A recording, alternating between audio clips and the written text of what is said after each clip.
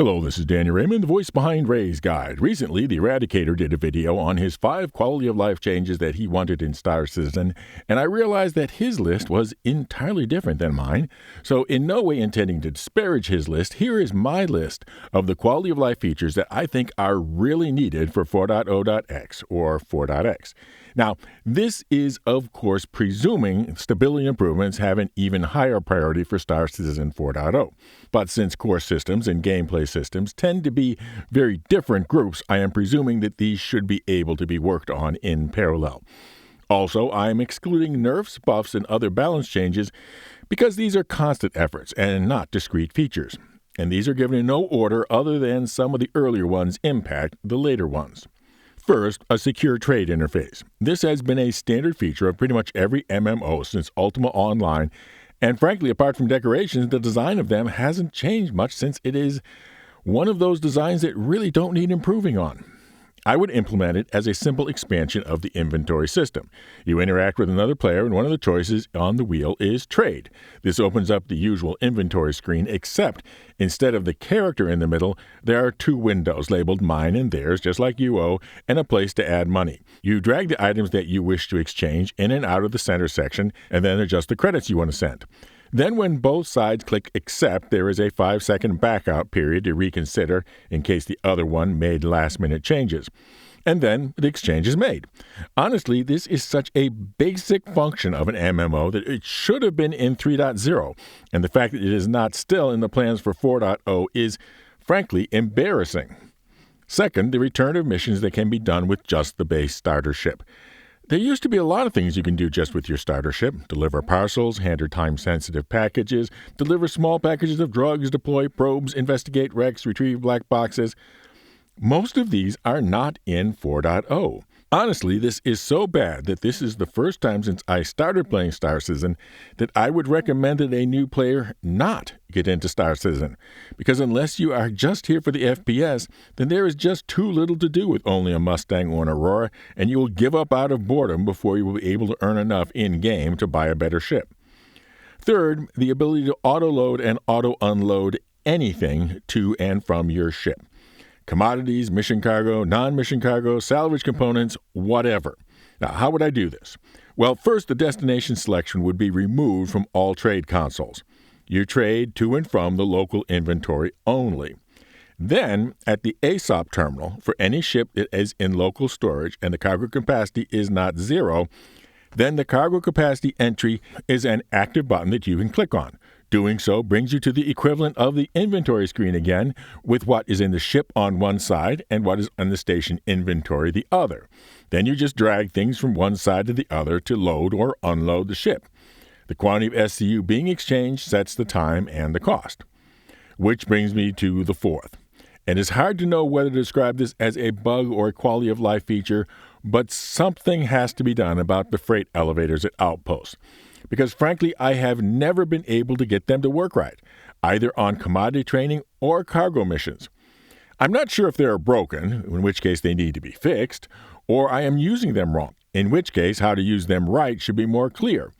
But I think that perhaps the simplest solution would be to make them more like the hangars at stations, which seem to be working much better.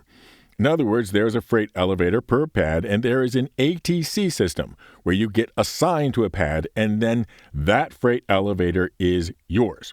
Now, I know that it is perhaps unrealistic to have an outpost have the full roofed hangar and ship elevator, but I think that it might be able to have a walled but roofless compounder on it like Mos Eisley Spaceport that would make a compromise between being completely safe and completely exposed. Fifth, a way of sorting and or filtering missions. This is currently a huge problem in hauling missions because once you are past the rookie level, then you can easily have over 100 missions in the list without any sort of sorting, all jumbled together. But it can also apply to other mission types as well.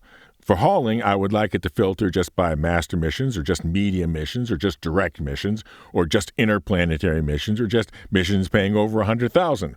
Or if filtering isn't feasible, just sorting and then subsorting so I can see them all together in the same place on the list. If you're ever wanting to know what the definition of a quality of life feature is, this is it. Sixth, a tradable method of saving locations. I would imagine that this would be two handheld devices. The first device, let's call it the recorder, would be able to record all the necessary location data and allow you to notate it. Then you can clone that information to a different type of device. Let's call that one the loader. The loader only allows a single use of uploading to the user's mobiGlas. This sort of thing has already been discussed by CIG in terms of doing crafting blueprints. This mechanism will finally allow us to have a genuine exploration gameplay, that if a player can find an interesting location, then be able to trade that location, both in terms of being able to sell the full rights to the location by trading the recorder, or to sell an individual use by trading the loader. I saved this one for later because it needs a secure trading interface in Item 1 and counts as a gameplay that you can use your starter ship mentioned in Item 3. This would completely unlock both an entire ecosystem of emergent exploration gameplay and also create an easy pathway for exploration missions. Seventh, a way of bedlogging on other people's ships. This is just going to get worse and worse with the increasing number of big multi-crew ships and necessary roles on those ships. We already have systems for regen where if the regen point you set on a ship is no longer in the game, the regen point reverts to your main regen point. And the same system can be applied to bed logout locations. I've also in another video described further features to have the captain drop you off along the way, but if they just implement the basic ability, it would do so much. Eighth, the way for traders to see prices on a particular commodity without having to exit the game and go to some third-party site like UEX or Galog. It's not like I don't like player-created sites, but it is immersion-breaking. My preferred means of doing this would be a map overlay. Pick a commodity and you'll see an overlay with pairs of bars. The height of the bar represents the strength of supply or demand, and the color being the price, green to red. So straight away you can see how to plan a commodity route between a tall, bright green bar and a tall, bright red bar. Number 9 is the ability to create your own cargo missions. This would be done from a kiosk in the cargo center at any of the major stations that have cargo centers. You would simply specify your destination and the level of mission you want this to be. Presumably the junior, senior, master missions would cost more, but presumably get you a more experienced player taking the mission. Once again, we're looking at an adaptation of the inventory system. You grab items from the inventory side into the container side, and it creates the mission. Now, from the player standpoint, accepting the mission, this will look no different than any other mission. And that's important so the players aren't specifically interfere with other players by griefing their cargo missions. This would add a lot in terms of the ability to keep multiple things up in the air and would be a way to really play the commodity tycoon. And to make 10, the Looking for Group features. This was included in the Social Universe panel at CitizenCon Manchester, along with a lot of other features. But while all those other features are important, I believe the LFG feature is able to be implemented first and independently from the others without presenting trouble for the rest of the planned social content. MMOs have had some sort of group formation method, even if it is rudimentary as an LFG channel, right all the way to the first ones ever. Their lacking in Star Citizen is embarrassing and only going to get worse as more multiplayer ships become flyable and having crew for tasks like engineering become more important. So yes, LFG is way overdue. And that is the top ones that come to my head. Actually, I'm sure that I'm finished posting this and 11th or 12th one will come. That's the downside of doing this subject for a video. So I'm going to let you do it. So the secret word for you is, what is the quality of life improvement that I missed? Or if you can't think of one, which of these 10 you would most like to see?